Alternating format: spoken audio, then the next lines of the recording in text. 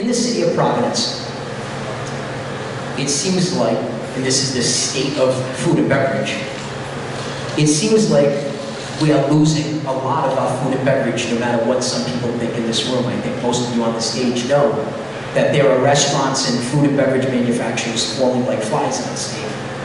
What would you do just in the city of Providence, because, and I'm going to elaborate, I apologize, but you're running for the 13th Ward, but you affect the city.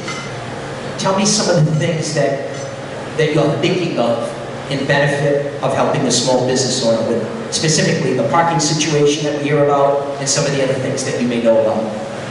Go ahead, guys.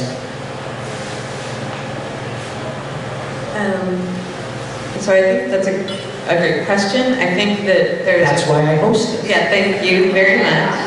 I think there's a few things that come to mind immediately and a few sort of ways forward in terms of supporting the small businesses that are in Ward 13 and across the city. The number one thing that I've heard from people in the neighborhood is the sort of hassle that the parking meters on Atwells Avenue have caused.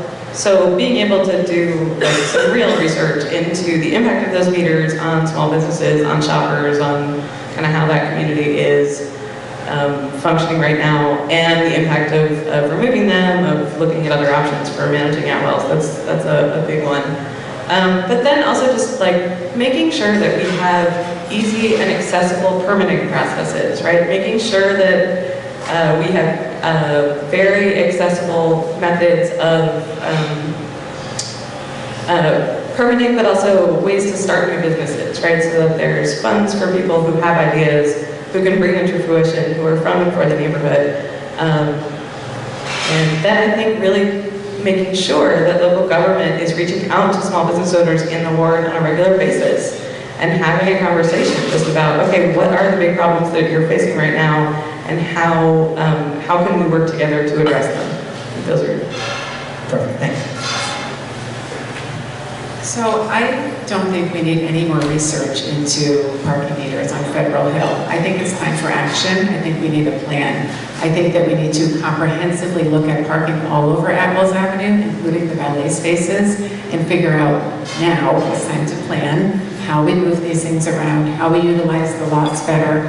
In fact, the city owns, there is a piece of property that the city owns that's utilized as a park, and there's a parking lot behind it. It is city owned. For some reason, there's a wacky deal where somebody else gets to use it, etc. We need to unearth all of these agreements and look at it comprehensively and rezone and rework how we use our parking on Atwells Avenue. Meters clearly are not the answer. They've been very punitive to the small business owners who rely on people who come in and out to get things over the course of the day, when you have places like Venda or Tony's Colonial, where it's kind of a cash and carry business. The other problem with the meters is that a lot of people pay with cards, but the meters immediately charge you the maximum amount when you use a credit card. So if I want to go into Venda and get a cappuccino to go, and I don't have change, which not a lot of people have these days, I have to pay $2.50 with my card, even though the meter is equipped to take the lower fee. I think that's regressive. I feel like that's a regressive tax. I think it's punitive to the business owners, and I think that it's time now for action. Thank you.